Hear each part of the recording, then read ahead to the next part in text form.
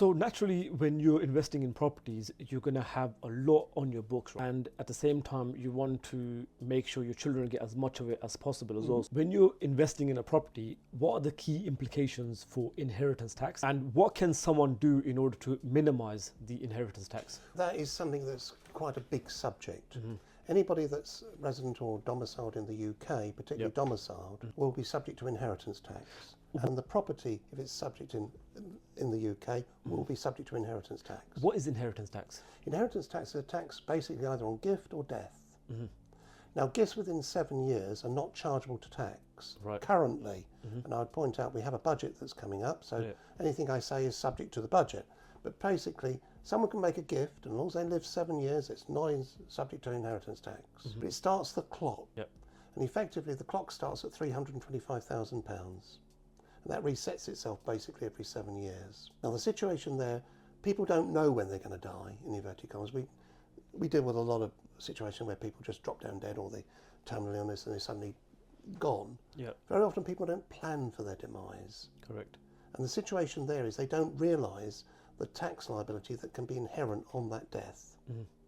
Now, HMRC will value the properties, even if you get them valued for your death purposes, but they will then challenge each one. And sometimes the district value is a bit like Doctor Who. They can go back any point in time to value a property. They don't need to be today, they just do it. And the problem there is, if you don't put the right figures in your inheritance tax return, you can then be penalised for not putting it right. In the future. In the future. And the other factor, by putting into inheritance tax, you uplift the value of the property for capital gains. Now, the situation, how does one address this? Well, there's lots of ways you might be able to address it. If it's a multi-use property, such as a business involved, there may be a claim for business property relief, which could be up to 100%. That's to be for business purposes. And it's not other people's business, it's your business. The other factor here is use of trusts, in inverted commas. We've got a number of clubs that use trusts to shelter their property into a trust, which then forms outside of their estate. So that's quite an involved exercise, but it's worth doing, particularly if the numbers are substantial. And when you say substantial, what is a substantial? You're probably looking at values of at least £500,000 to £1 million plus. Above, okay. Portfolios. Because effectively, you end up in the situation of transfer costs. And there can be exemptions, but basically you need to bear in mind stamp duty and capital gains tax. The best thing is to do it from day one when you're starting buying the properties. You buy them through either a company, and then they're owned through a trust. The trust is then owned by a company. Awesome. So it's bringing it back to what we discussed earlier on. Sorry, having it's the same formula. Purpose in mind, a goal in mind, and then plan that for the future going forward. In other words, you have to look where you're going. It's a bit like a road map. In other words, when you look at Google Maps, you put in a place to go to. Well, the same with tax. You've got to say where you want to end up. Okay, fine, things change. We have to change from whether we're playing football or rugby. Governments change, politicians change their whims.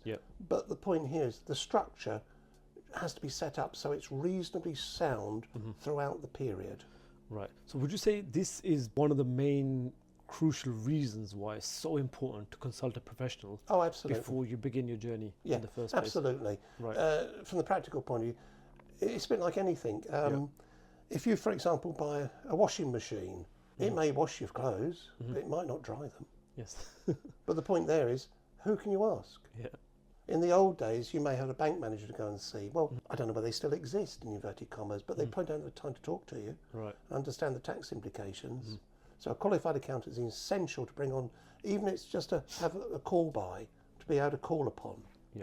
Let's say we've got a person, has about £500,000 worth of assets, He dies 6 months after he's transferred the assets to his children. Well, in that case, they wouldn't get any relief, but they would start the process. The process is up to about 5 years. They start to reduce down the amount of inheritance tax. Okay, so it's like a yearly reduction, right? It's more or less a yearly reduction, yes. Okay, that's fine. So it starts to each it away. So in other words, if someone's in their late 70s and say, look, okay, fine, I'm quite happy to release these over to my kids. Well, okay, fine, you start doing the transfers now, hoping they last for 7 years. If they don't, you can take insurance out to cover that. It's only on the risk cover. But it's then paid by the individuals. It's not paid by the estate. I see what you mean. And what if someone demise is after 7 years and 6 months? That's okay. Fine, no problem. No. Andrew, that was really beneficial, and I appreciate the time that you've taken today as well. I hope that's given you guys a good insight into how you can minimize your taxes as well, and it's also giving you a better understanding of planning your taxation before you actually step into this journey in the first place. Andrew, if someone wants to contact yourself or get in touch with you, what's the best way? The best way is to contact me. My email address is andrew@davisllp.co.uk, or you can look me up on the website or vouch for. I'm there. And I've got reviews, etc. That's awesome. Andrew, appreciate your time. No problems. Thank you.